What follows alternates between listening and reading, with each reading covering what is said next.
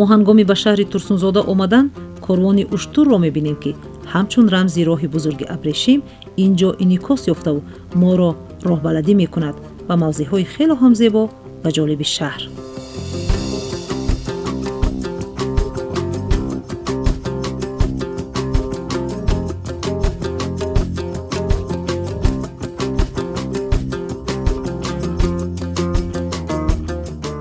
шоҳроҳи бузурги Абрешим дар асри дуи то милод баъди сайёҳати сайёҳи чин Чжансин ба Осиёи Миёна ва Осиёи Пеш кушода шудааст.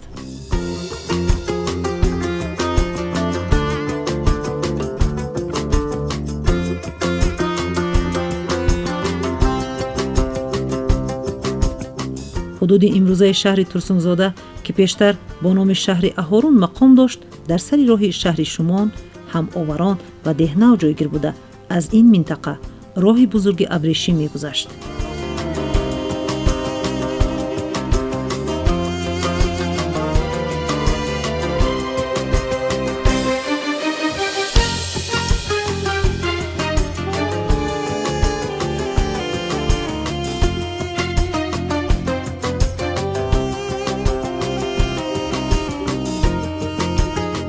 вақте кас вориди як мавзеъе мегардад, ки онҷо заминҳои васеъи пур аз ҳосил аст, бешак андешаи зебоиофарӣ ва қудрати инсон шайдояш мегардонад.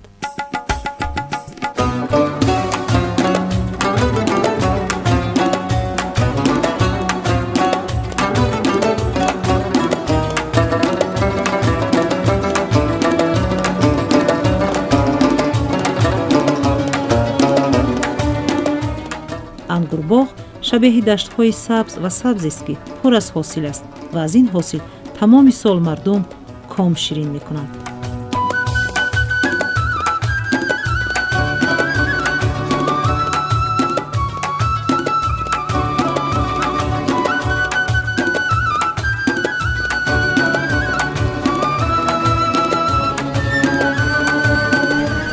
хело ҳам ангури лазизу ширин ва айни ҳол мо дар хоҷагии деҳқонии боғи Сомон, ин хоҷагӣ хело ҳам машҳури шаҳри Турсунзода қарор дорем. ва бибинед, ки нимаи моҳи ноябр аст ва ҳоло ҳам боғҳо пур аз ангурҳои хело ҳам лазизу ширин.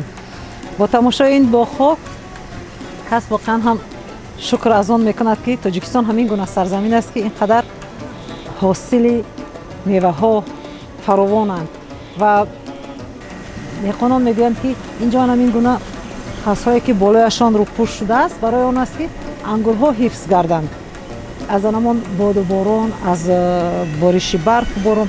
ва дар ҳамин ҳолат метавон, ки то дергоҳ ин ангурҳоро ҳамин гуна дар шохаҳояшон тоза нигоҳ дошт. ва ин ҳосили фаровон ва ин боғҳои пур аз ангурҳо ҳамеша моро ба як чӣ бовар мекунонад, ки ин сарзамин бо ин боду ҳавою иқлими мусоидаш метавонад, ки ҳамин гуна ҳосили фаровонро ҳамеша ба бор диҳад. ва мардуми шукргузори тоҷик низ ҳамеша кӯшиш менамоянд, ки дилхоҳ меҳмоне, ки ба сарзаминашон меоянд, бо ҳамин гуна меҳнати хеш нишон бидиҳанд, ки ин кишвар як кишвари офтобӣ аст ва мардуми бисёр ҳам меҳнатдӯсту меҳнатқарин дорад.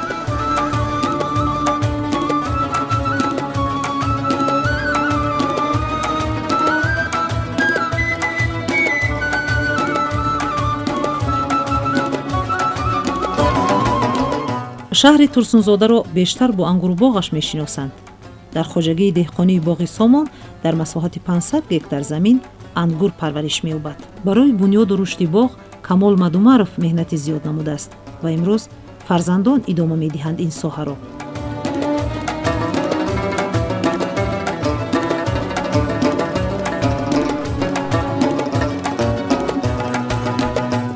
хоҷагӣ 1102 саҳмдор дорад. барои ҳосили хуб ба даст овардан шабонарӯзии хоҷагидорон меҳнат мекунанд. ангурбоғи Турсунзода қобили ҳама гуна ситоишу арзиши ҳама гуна васфро дорад. ҳангоми ворид гардидан ба ин мавзеъ ҳар як нафар ба меҳнати деҳқону ба офариниши дасти инсон офарин мегӯяд.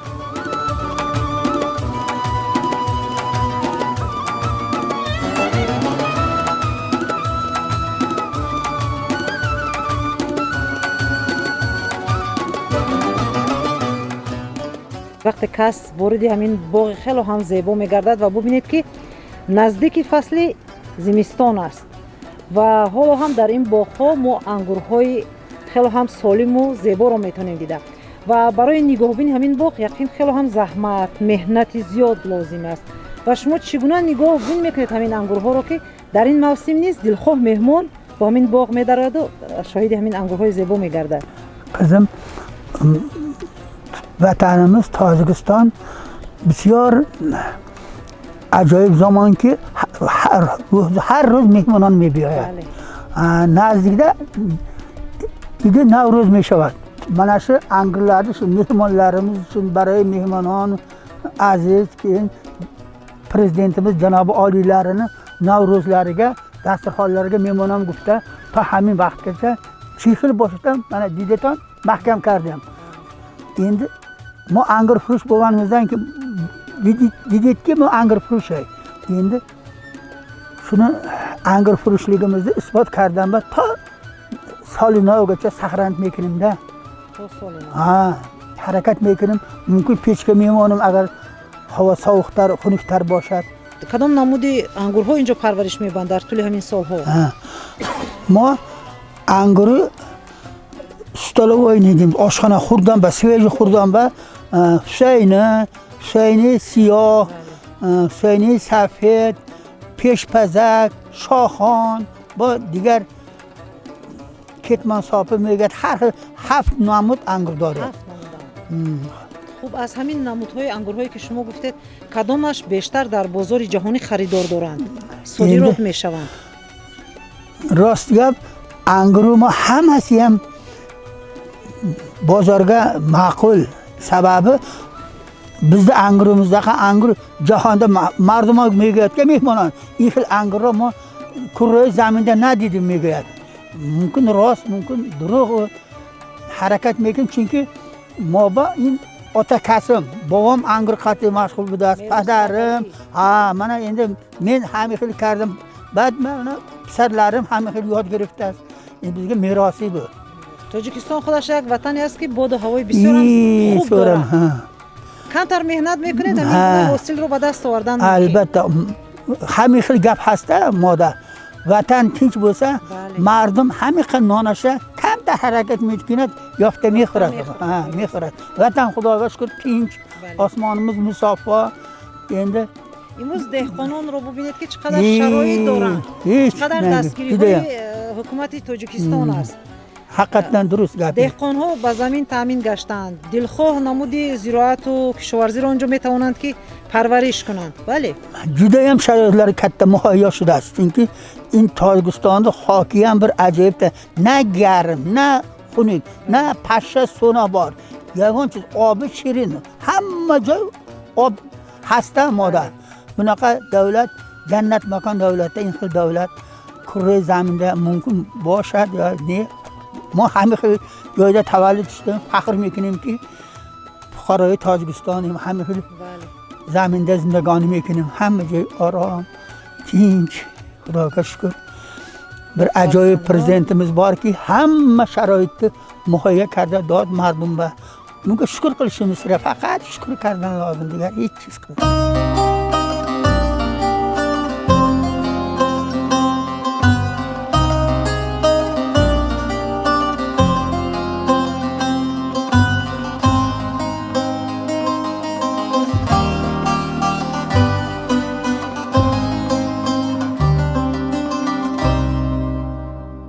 باغ و تاک‌پروری نیز یکی از ساحه‌های اساسی کشاورزی شهر به حساب رفته در بابت تامینات اهالی با آذوقه‌واری افزون گردانیدن امکانیت‌های صادراتی شهر و با کار دائمی تامین نمودن اهالی موقع معین را اشغال می‌نماید.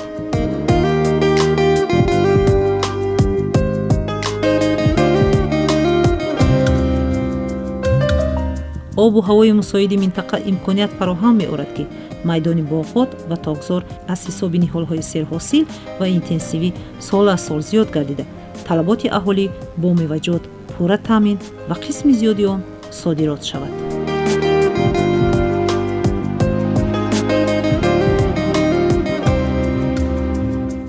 امروز در شهر تورسونزودا انگور نوهای غلبه، حسینی سفید، حسینی سیاه، شاهانه، حصاری بروقتی، طایفی و نمودهای دیگر پرورش می‌یابند.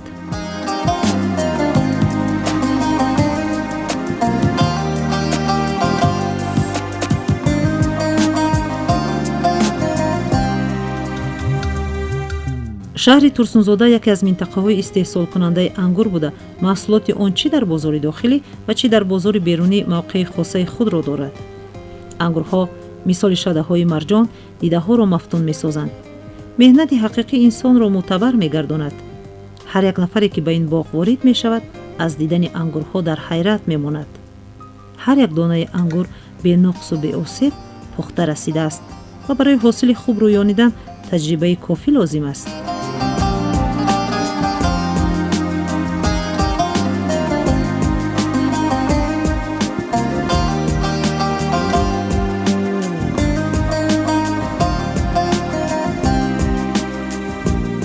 تمام مهمانانی که به تاجیکستان وارد می‌شوند به موضع انگور باغ می‌آیند.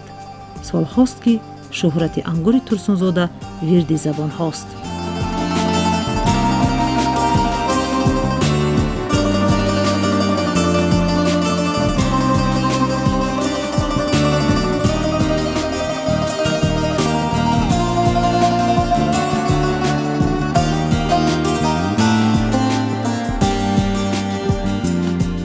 بیشتر مهمانان خارجی با طعم این انگورها آشنا بوده حتما چندین مرتبه با میل تام به این موضع می آیند.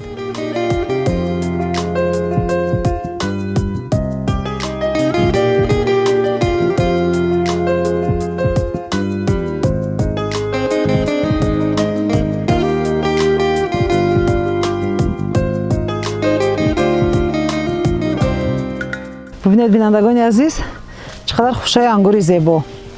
اینجا خواجگی دهقانی وطن است و در این باغ نیز سالهای زیاد است که نوهای خیلی هم زیبا و لذیذی انگورها پرورش می‌یابند. این نوع انگور غلبه است و اون گوشه باغ در اون گوشه دیگری باغ که اونجا انگورهای سفید به نظر می‌رسند اون نوع انگور حسینی است و هر یک کدام اینها به خود یک طعم و مزه خاص دارند و خیلی هم لذیذ هستند و زیبایی و حشمت انگور باغ رو ما البته در همون موسمی که پورا باغ‌ها پر از حاصلند زیادتر احساس کرده میتوانیم و برای این زیبایی رو مشاهده نمودن هر یک ما باید وارد همین باغ‌ها شویم در موسمی که تمام باغ پر از حاصل انگور است و حالا که نیمه ماه نوامبر است به خاطر آنکه مهمانان هر لحظه و هر ساعت به تاجیکستان عزیز ما می آیند و به این باغ‌ها البته وارد می شوند و خاطر آنها جای همین انگور باغ‌ها حفظ شدند که هر یک مهمانی که به تاجیکستان می آید همین باغ‌ها رو ببیند و البته کام خویش را شیرین نماید.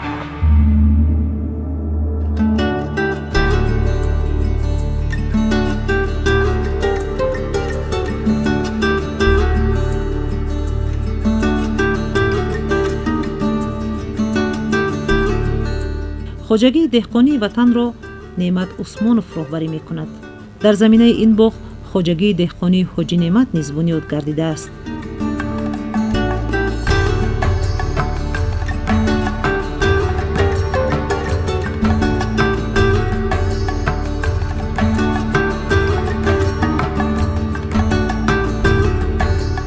در این خواجگی ها نوهای عالی انگورها پرورش می یابند.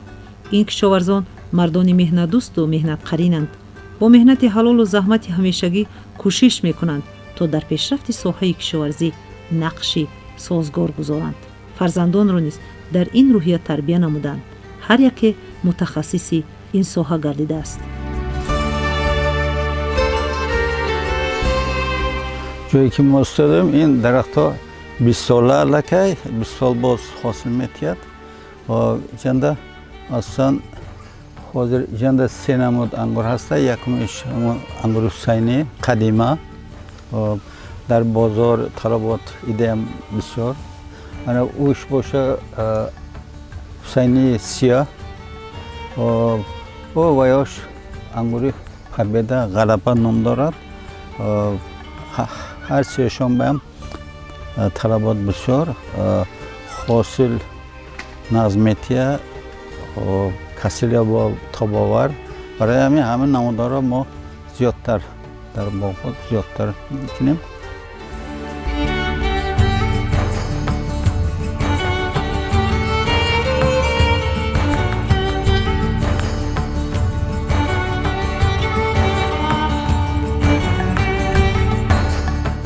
кишоварзӣ соҳаи қадимии аҷдодӣ буда пешрафти истеҳсолотиён омили муҳимтарини таъмини амнияти озуқавории кишвар аст.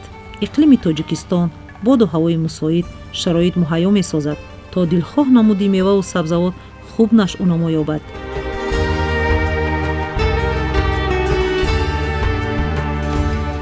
дар замони соҳиб истиқлолӣ деҳқонон аз ҷониби ҳукумати ҷумҳурии тоҷикистон дастгирии ҳамаҷониба ёфта нерӯву тавони тоза гирифтанд. ҳар нафаре ки ба соҳаи кишоварзӣ майл дорад аз имкониятҳо истифода бурда бозорҳои кишварро бо меваву сабзавот таъмин намуда ҳамзамон сатҳи зиндагиашон боло меравад.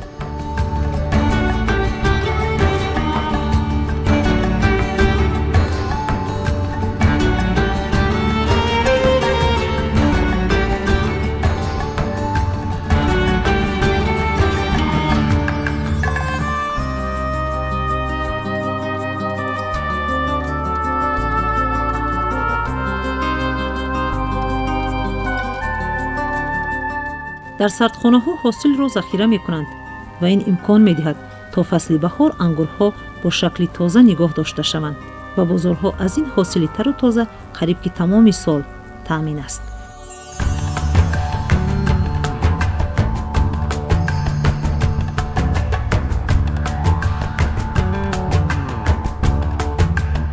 то моҳи апрел дар яхдон мо ангур داشتن ممکن است. یا که 6 ماه میشه 6 ماه داشتن ممکن است. این انگورا الکی وقتش آمادگی اما برای نشان دادن مهمانا گویا که هر روزم که نباشه 2 روز پس یک مملکت یک مهمان میه اینجا برای تماشا همین جای ما مخصوص موندگیم که داشته ایستادیم که مردم بیند یک هوس کند.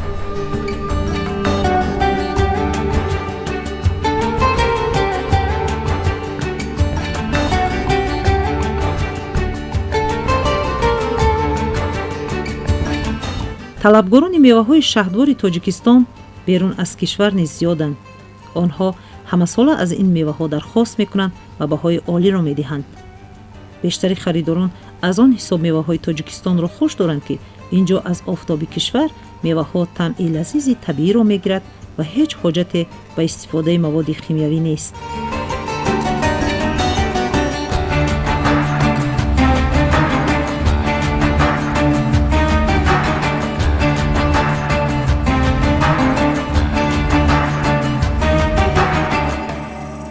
هر خیل محصولات خارج به صادرات کردن ممکن نیست. طلبات بسیار سخت است.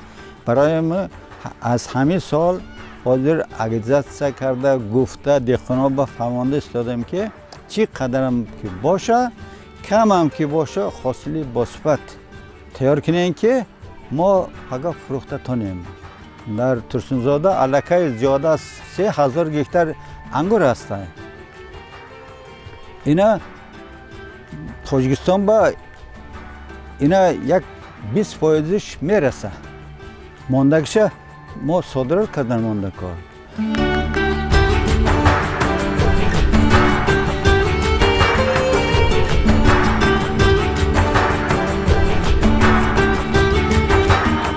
ҳар як меҳмоне ки ба ин мавзеъ меояд аз дидани ин боғҳои пур аз ҳосил дар ҳайрат мемонад ва чун таъмашро мечашад ҳазорон ситоиш мекунад.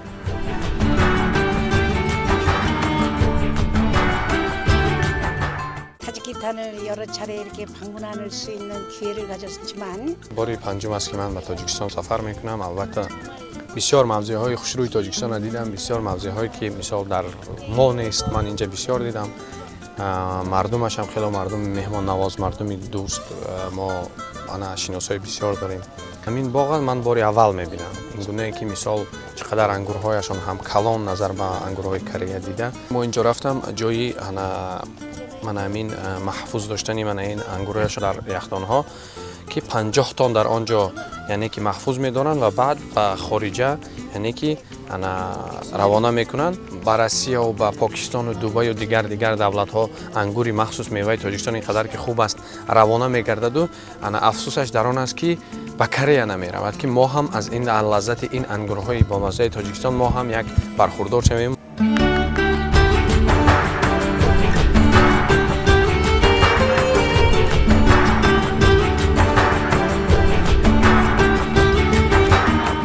тоҷикистон диёри зархез аст. хокаш гӯҳаррезу мардумаш меҳнатқарин аст. саодату иқболи ин мардум аст ки сарзамини пур аз ганҷ насиб гаштааст. сайри ангурбоғ барои ҳар як нафар хуш меояд. осудагии ватан барои пешрафти тамоми соҳаҳо муҳити созгору фароҳам овардааст ва мардум бо дили гарм меҳнат мекунанд то нақши хешро дарёбанд.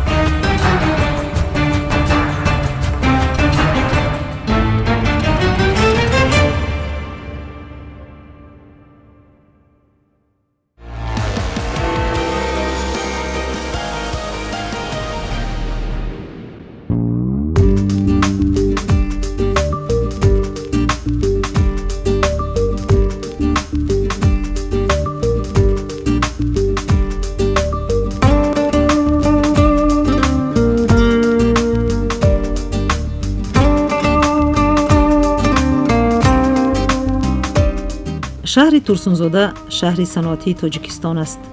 корхонаи воҳиди давлатии ширкати алюминии тоҷик яке аз корхонаҳои азими ҷумҳурӣ ба шумор меравад ки дар ин шаҳр ҷойгир шудааст.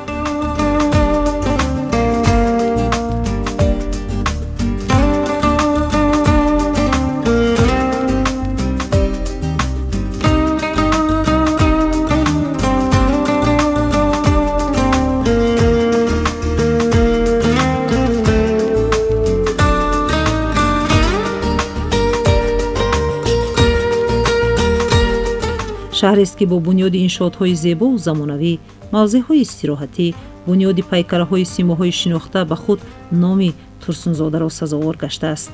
аз қаламрави шаҳри Турсунзода дарёҳои Қаратоғ ва Ширкент равон ҳастанд.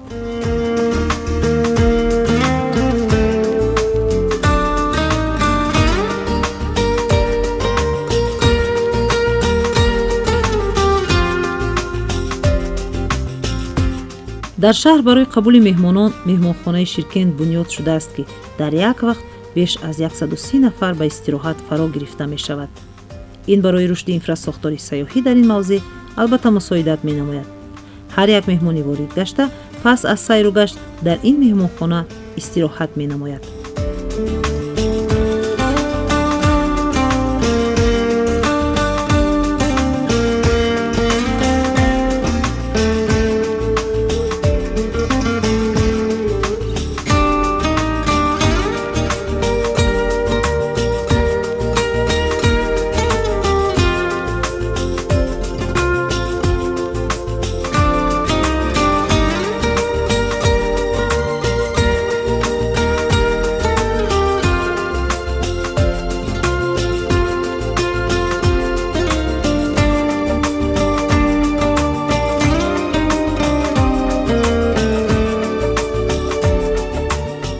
сокинон аз он шукргузоранд ки нақши соҳибистиқлолӣ ба рӯзгори онҳо зебоиҳоро ворид намудааст.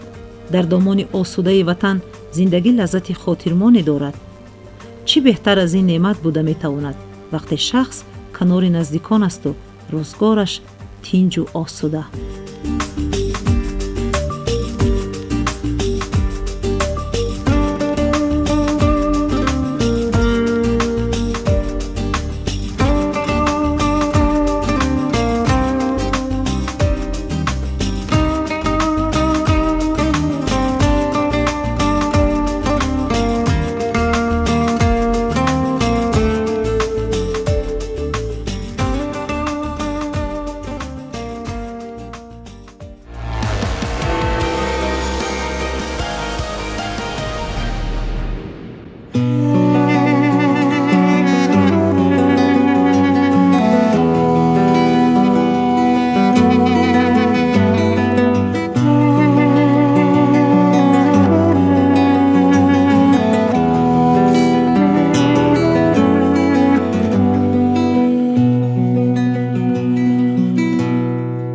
осорхонаи шаҳри Турсунзода дорои ёдгориҳои зиёди таърихӣ аст. ҳар як ёдгорӣ пеш аз ҳама аз таърихи кӯҳани ин мавзеъ маълумот медиҳад. ёдгориҳо дар натиҷаи кофткоҳҳо пайдо гардида, ҳар яки онҳо аҳамияти бузурги таърихӣ доранд. тадқиқотҳои бостоншиносон тамоми алоқамандии ёдгориҳоро дар тӯли қарнҳо муайян намудаанд.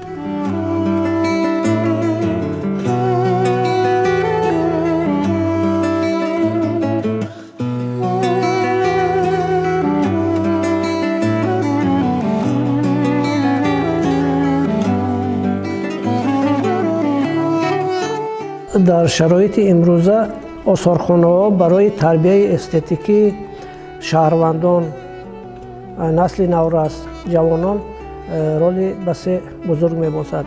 чунки аз таърих, аз урфу одат, аз анъанаҳои мардумӣ, аз бостоншиносӣ нисбат ба пайдо намудани маълумот оиди таърихи миллати худ васе хизмат мекунад. осорхонаи таърихи кишваршиносии шаҳри Турсунзода зиёда аз 1200 экспонатҳо ки инҷо гирд оварда шудааст, аз ҳудуди ҳамин шаҳри Турсунзода ҷамъоварӣ карда ба маърази тамошо гузошта шудааст ки бисёре аз экспонатҳо таърихи 3000 сола доранд. арзишмандтарин нигора он аст ки кӯзаҳои сафолин, табоқҳои сафолин ки аз ҳудуди мавзӯи узбеконтепа ёфта шудааст, таърихи 3000 сола доранд.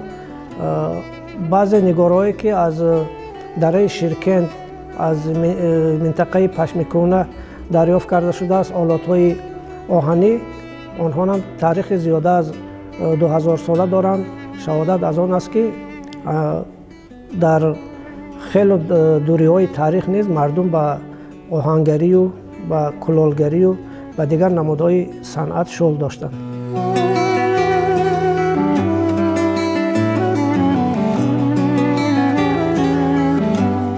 осорхона дар як лаҳзаи кӯтоҳ таърихи ин шаҳрро бозгӯ мекунад.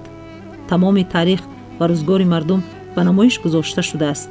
шуғл ва ҳунарҳои сокинон дар қарнҳои гуногун шакли хосро доранд ки зина ба зина ривоҷ ёфтанд.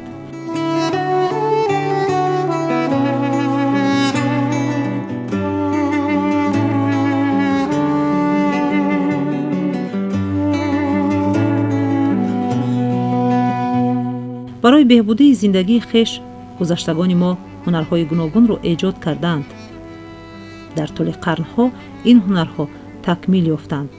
аз олоти сангину чӯбин ба мисину сафолин ва ҳамин гуна тарҳи суфтаву беҳтарро гирифтанд. барои ҳар як тамошобин осорхонаҳо макони нодир аст.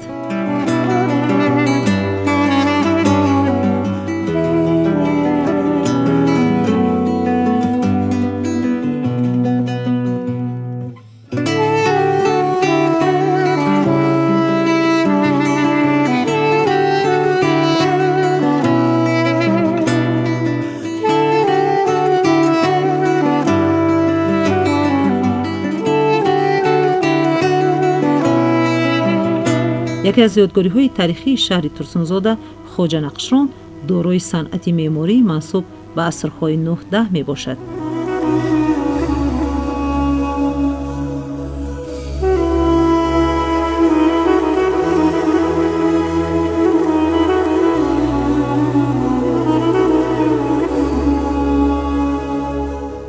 ин силсилаи меъморӣ аз 2 мақбара иборат аст ки масофаи онҳо 11 метр мебошад.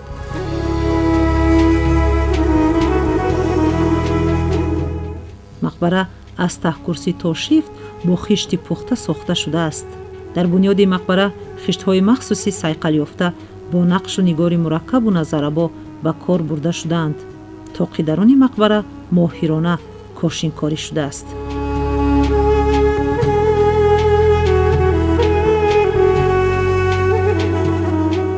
ҳазрати хоҷа нақшрон яке аз пирони тариқати хоҷагон буда, номи аслиашон насриддин валади қиёмиддин аст. ӯ аз муридони хоҷа орифи ревгарӣ аст. аз тарафи модар саидӣ ва аз тарафи падар хоҷа мебошад. мақоми ин шахс қутбулфард буда, қудратулавлиё, зубтадуласфиё محبوب رحمانی، صدیق اسراری، رحمان معارف رابل جلیل، مجدی میعطا خالص، حاجی حرمین بودند. شاگردان زیاد در این مدرسه تعلیم می گرفتند. روایت می کنند که نصرالدین ولد قیام‌الدین 7 برادر داشت و دیگر برادران نیز عالم و دانشمند بودند. سیاحان از زندگی، دانش و مرتبه خواجه نقشبان آگاهند. از دولت‌های آلمان، خیتای، هندوستان و افغانستان و دیگر دولت‌ها به این موضع می آیند.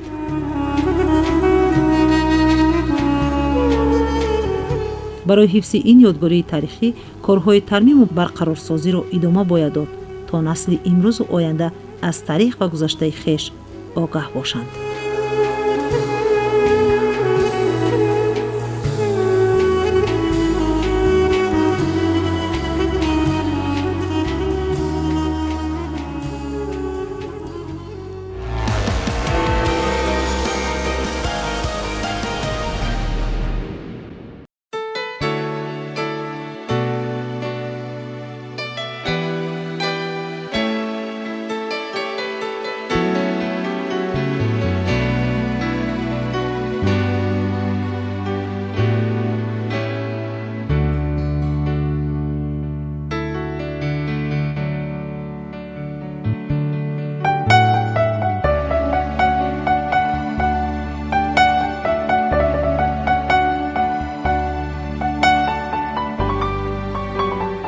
فاضل ناصرف سالهای زیاد است که به هنر کلالی مشغول است.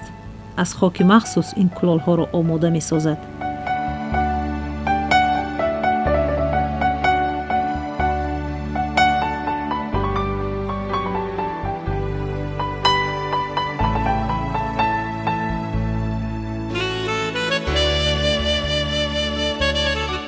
زحمت زیاد می کشد تا زیبا و جالب شکل گیرند. در ایجاد هر یک از این محصولات گلی، نقش‌های ملی اهمیت مهم دارند. هر یک از این محصولات اثر ایجادی است که ما در یک دم هم به صنعت کلالی و هم به صنعت تصویری آشنا می‌شویم.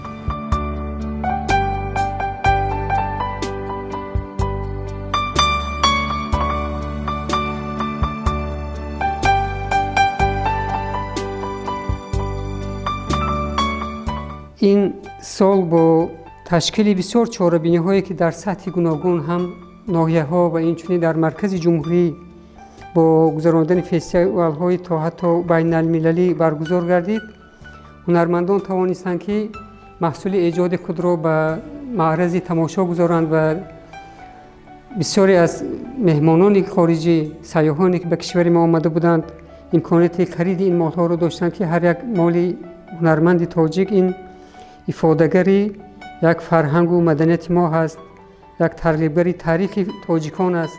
همین را گفته میتوانم که ما در سیمای تمام مهمانانی که به کشور ما میآیند یک خرسندی، یک خوشنودی را میبینم از پذیرایی مال و دسترنج هنرمندان تاجیک، زیرا که علاقه هنرمندان ما در ساحه کارسازی، سنگتراشی، سوزنی دوزی، کشیده دوزی ها و تمام آن نمودهای هنری که در تاجیکستان هستند علاقه به یک درجه های بسیار بلندی گویم که حاضر زمان رسیدند، زیرا که من همچون اشتراکچی فستیوال آیما 2014 در دولت کرگیزستان و اینچنین اشتراکچی فستیوال شارجه در دولت امارات عرب سال 2017 هم به واسطه اشتراک داشتم و من نظری مردم، نظری مهمانان خارجی، نظری باشندگان آن دولت ها را نسبت مالهای هنرمندان تاجیک دیدم و اگرچنده که امروز وقت تقاضای آن را دارد که ما باز هم مالهای خود را خوبتر تکمیل دهیم، به درجه های باز هم بلندتر، سویه های باز هم خوبتری کاری رسانیم، امید میکنیم که در تربیت شاگردان یک کوشش از خود خواهیم داد تا اینکه آنها توانند که آینده همچون پیشور این هنر باشند. این گلی که در اینجا اصلا کار میکنیم، این خاک از دیاری بسیار باستانی قره‌طاق است و در هر یک مال خود ما کوشش میکنیم که نام تاجیکستان نوشته شود و خواه با زبان انگلیسی و یا روسی و البته آن با زبان تاجیکی و الفبای نیاگان ما نوشته هم می شود و کوشش میکنیم که همین یک خاککی اگرچه در دیدن نظر ناگیر است و یک هنر مبدل شود تا اینکه یک چشم بیننده را سیر کند، یک زینت داشته باشد از بحر تربیت زیباپرستی مردم. و من از مردم خود کشورمان بسیار میندار هستم که در تمام نمایش‌هایی که می شود و مال‌های ایجاد کرده استحصال کرده ما بسیار بهای خوب می‌دهند و گاه مصلحت‌ها هم می شود درباره صفت مال، درباره نمودهای دیگری مال و ما این را بسیار خوش قبول میکنیم و یکی از گوییم که قدر کننده مال‌های ایجاد کرده ما خلق محلی خودمان هست.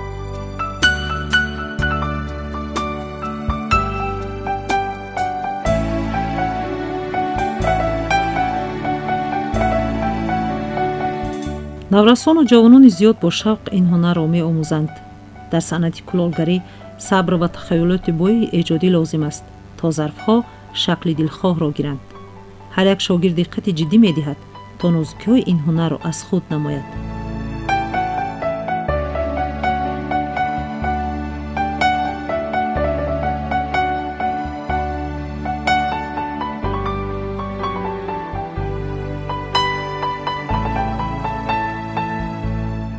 барои эҳёи ҳунарҳои миллӣ фозил носиров мақсадҳои зиёд дорад. дар намоишгоҳҳое ки ҳунари худро пешниҳод менамояд, меҳмонони хориҷӣ ба ин санъат таваҷҷӯҳи зиёд менамоянд.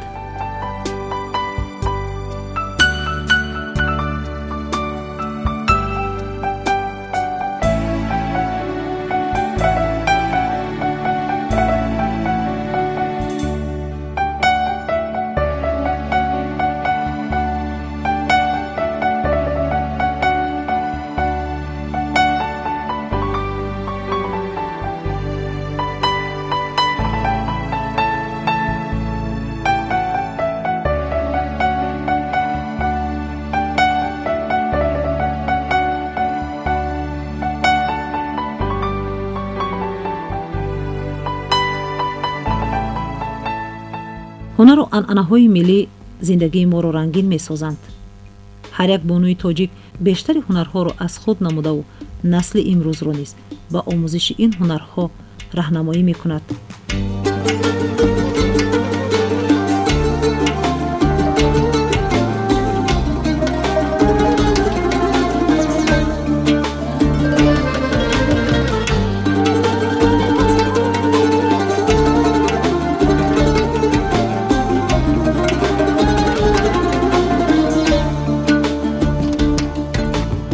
мавлуда ҳаитова ба хоҳишмандони зиёд ҳунарҳои гуногуни миллиро меомӯзонад.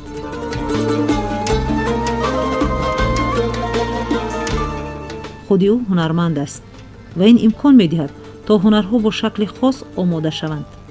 ҷавондухтарон дар тарғиби ҳунарҳо ва эҷоди нақшҳои миллӣ масъулияти баланд доранд.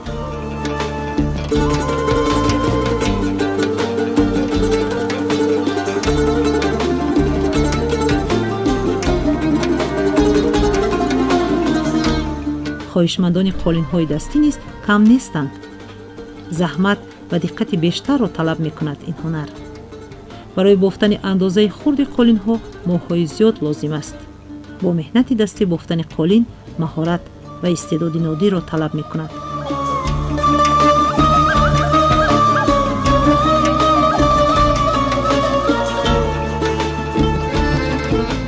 адрасҳо бошанд бо нақшҳои зебои тоҷикӣ аз нигоҳи духтарон шакли хос мегиранд.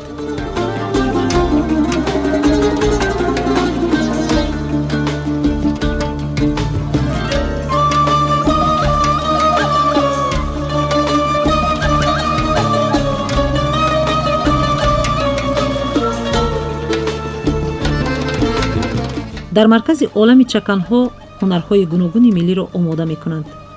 хеле хуб аст ки дар ин гуна марказҳо бофандагиву дузандагӣ ба роҳ монда шудааст. маҳсулоти гуногунро меофаранд. бо тахайюли зебои худ нақшҳои миллиро эҷод мекунанд. ҳар як нафар вобаста ба завқи худ ба омӯзиши ҳунарҳо машғул мешавад.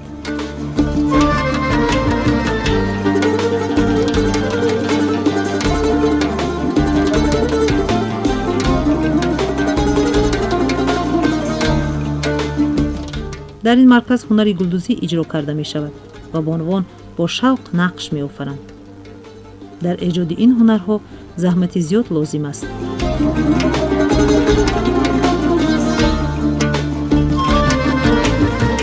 бонувон барои офаридани ин ҳунарҳо қабл аз ҳама муҳаббат ба ҳунару масъулият дар роҳи нигоҳдошти ҳунарҳои миллиро бардошт доранд.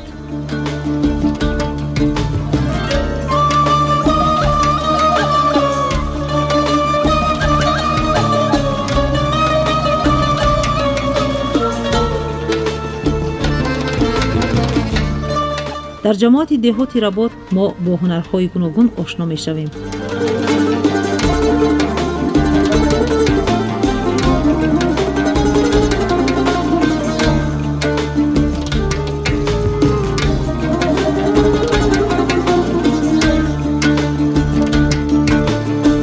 абдунаби нозимов дуредгар аст. лавозимоти мухталифро омода месозад. аслан дар ин кор ба ӯ фарзандон ва шогирдонаш кӯмак мерасонанд. кату мизу курсиҳоро бо нақшҳои миллӣ ором медиҳад ва роҳат будани онро албатта ба назар мегирад.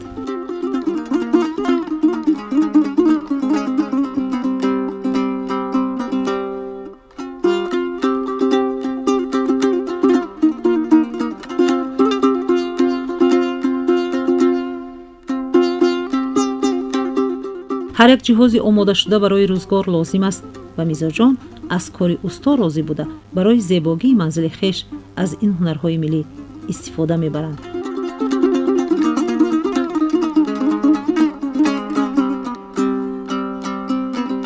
дар сохти ҳар як ҷиҳоз ҳунармандон суфтаву озода будани онро ба назар мегиранд то корашон олӣ бошад. дилбастагӣ ба ҳунар шахсро соҳиб эҳтиром мекунад. ҳамин ҳунарҳои миллист ки ҳар як нафар бо завқ ва шавқи хоса пай эҷод машғул мешавад.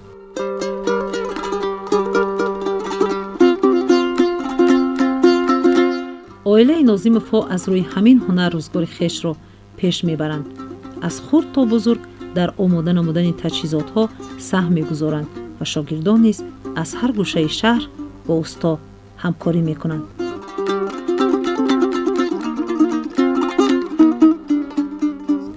шахси ҳунарманд ончунон ба дунёи ҳунарҳо ворид мегардад ки беихтиёр солҳо дар домони ҳунар сипарӣ мешаванд ва ҳамин гуна хонаводаҳо аз насл ба насл ин ҳунарҳоро мерос мегиранд.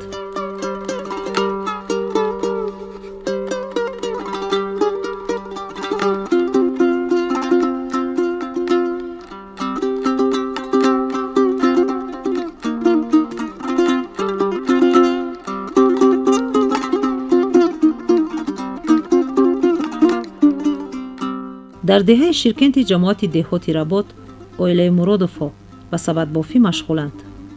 манучер бештар ба ин ҳунар майл дорад. аз хурдӣ ин ҳунарро омӯхтааст ва ҳоло низ дар вақтҳои холигӣ ба сабадбофӣ машғул мешавад.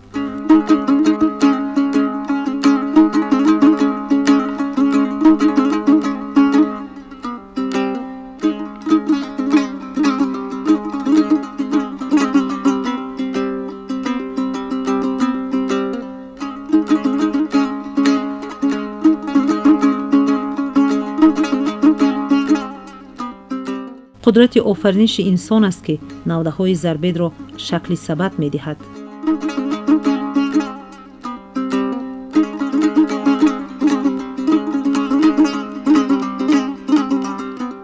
манучер бо бародарон ва шогирдон аз сидқ сабад мебофад. дар хонаҳо имрӯз ҳунармандон озодона машғули коранд. бо завқ ҳар гуна таҷҳизотро тайёр месозанд то дар зиндагӣ ба кор ояд.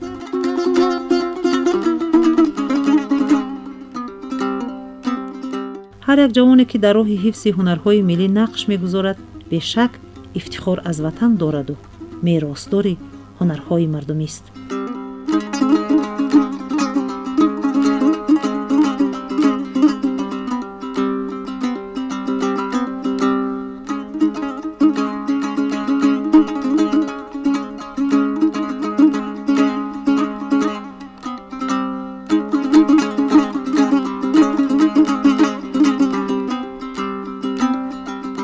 дар маркази шаҳри Турсунзода ҷамъияти дорои масъулияташ маҳдуди вежа فعالیت میکند که اینجا هنر کلالگری خیلی هم زیبا پیشنهاد میشود.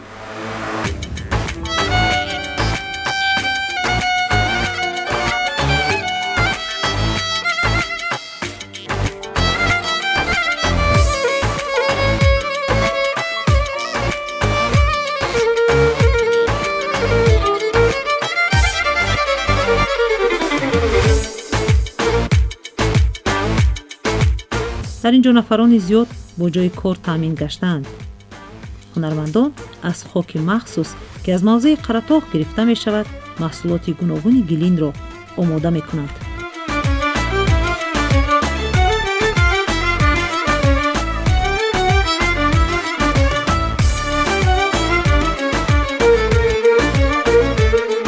لاله های گوناگون، ارمغان ها، گلدان ها، چاینیک و کاسه و پیوله و چندین ظرف های دیگر.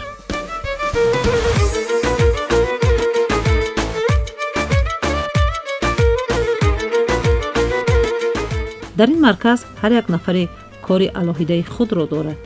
اولا گل را آماده می سازند. آن را در قالب های خاص جای می کنند. لحظه نقش‌آفری لحظه اساسی کار است. هر یک هنرمند احتیاطکارانه نقش زیبا را می آفرد. بعداً در آتشدان خشک کرده می شود. ساختن هر یک تجهیزات گلی از هنرمند استعداد خاصه را طلب می کند.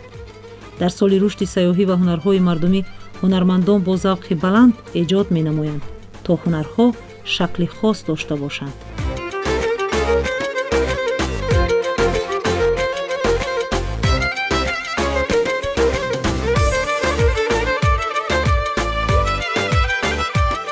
در هر اتاق کارمندان به کارهای الهیده بند هستند.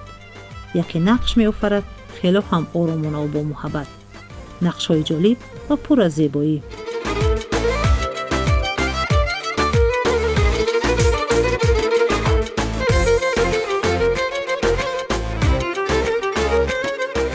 کار با گل خیلی هم استعداد بالا را طلب می کند تا ظرفها شکل زیبا داشته باشند. زنان و مردان در این کارگاه با محبت پی ایجادند تا محصولات جوابگو به طلبات امروز را پیشنهاد نمایند.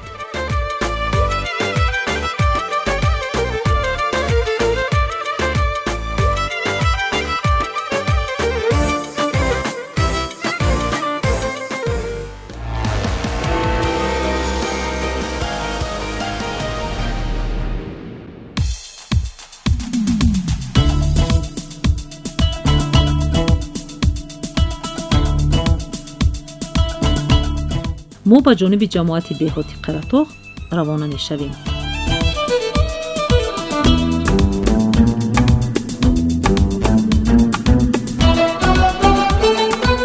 قرطاق کوهن در ساحل دریای به نامش خاص دامن پهن کرده است. دریا از سراب تا ریزشگاهش 99 کیلومتر طول کشیده از بلندی 4400 متر از سطح بحر جاری می گردد.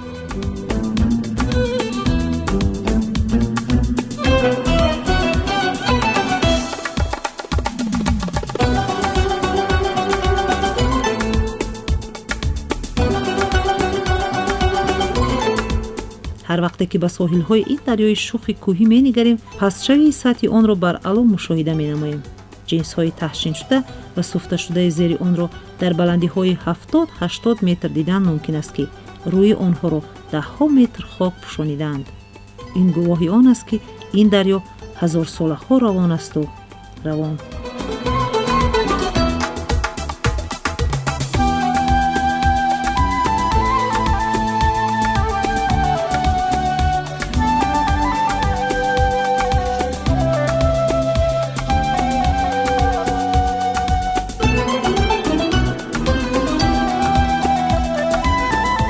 دریای قرطاق شوخ و پرتقیان است.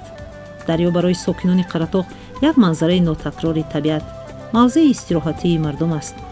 مردم از آب مصفای آن نوش جان کرده شکرانه می کنند.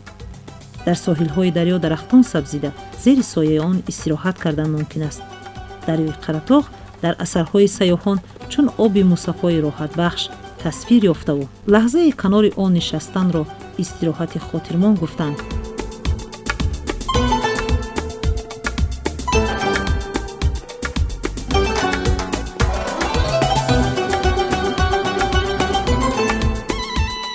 соҳилҳои дарёи қаратоғи бостонӣ шоҳроҳи гузаштаи корвон ва мавзеи истироҳати сайёҳони дохиливу хориҷист.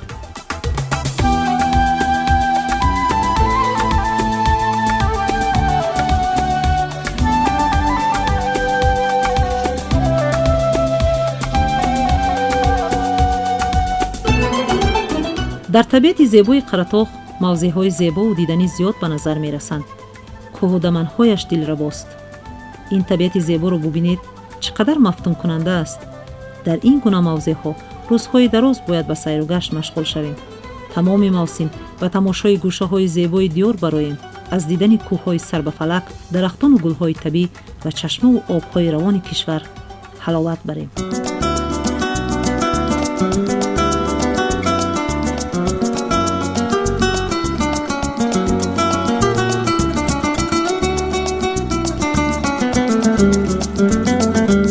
дар оғӯши табиати зебои қаратоғ сайри хотирмоне менамоем. ҷолибияти табиати тоҷикистон дар сафари кӯҳу даштҳо хеле хуб эҳсос мешавад. табиатан диёри мо зебову мафтункунанда аст. ҳар қадаре ки ба дашту даманҳо раҳсипор мешавем, ҳамон қадар ин зебоиҳоро бештар эҳсос карда метавонем.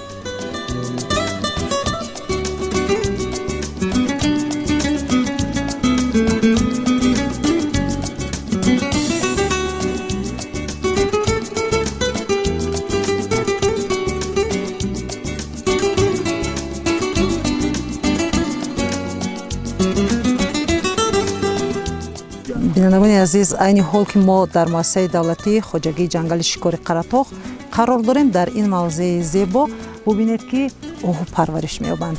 ва айни ҳол агар шумо мушоҳида карда истода бошед, дар пасманзари мо дар ҳамин теппа ва кӯҳҳои баланд чалидани обҳо ва гаштугузори онҳоро мушоҳида кардан мумкин аст ва хеле ҳам хуб аст ки табиат ва иқлими мусоиди тоҷикистон имкон фароҳам дорад то навъу намудҳои хеле ҳам нодири оҳуҳо инҷо парвариш ёбанд ва албатта барои бештар тамошо ва мушоҳида намудани тарзи зисти оҳуҳо мо бояд соатҳои зиёд дар ин мавзеъ сайру гашт намоем.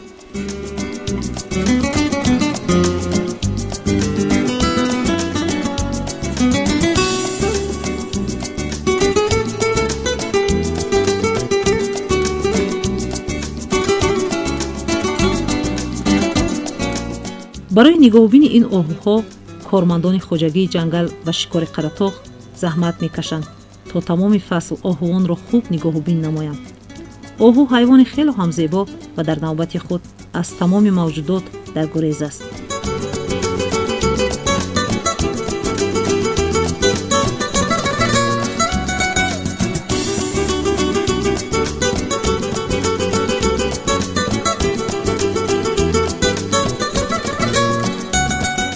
оҳуони холдор дар ин мавзеъ парвариш меёбанд. шумораи онҳо бояд сол то сол бештар гардад. табиати қаратоғ шароит фароҳам дорад то оҳуон дар шароити хуби кӯҳӣ парвариш ёбанд.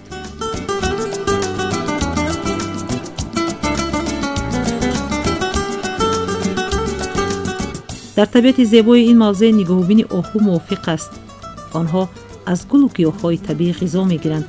дарахтон бо меваву гулу баргаш хӯроки оҳуон аст. мо лаҳзаи чанд аз масофаи дуртар ба оҳуон назора мекунем.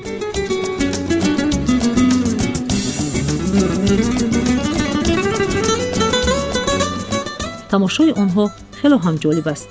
дар табиати мо ҳастии онҳо ҳусни дигарро зам намудааст. вобаста ба мавсим оҳуон ранги хешро иваз менамоянд. масалан дар фасли тирамоҳу зимистон ранги сиёҳтоб ё қаҳварангро ба худ мегиранд, яъне ҳамранги замин мешаванд. дар фасли баҳору тобистон ранги рӯшантарро мегиранд ва холҳои сафеди онҳо хеле хуб намоён мешавад.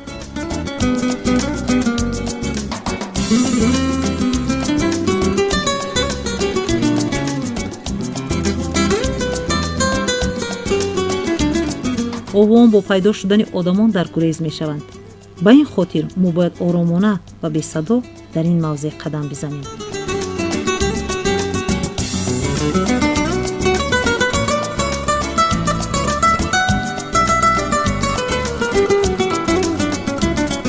табиати хоҷагии ҷангали шикори қаратоғ моро мафтун месозад. ин мавзеъ бо ин табиати беназираш ҳар як нафарро хушҳол мекунад.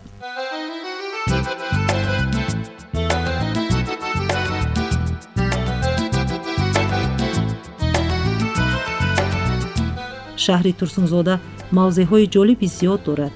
худи тамошои мавзее ки онҷо оҳун парвариш меёбанд диққати ҳар як нафарро ба худ ҷалб мекунад.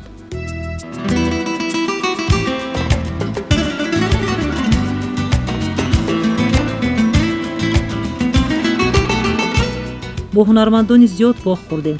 мавзеъҳои тарихиаш бешумор аст. сайри ангурбоғ бошад, сайри аз ҳама хотирмон аст. сайёҳоне ки сайёҳати аграриро меписанданд аз ин мавзеъ дил канда наметавонанд.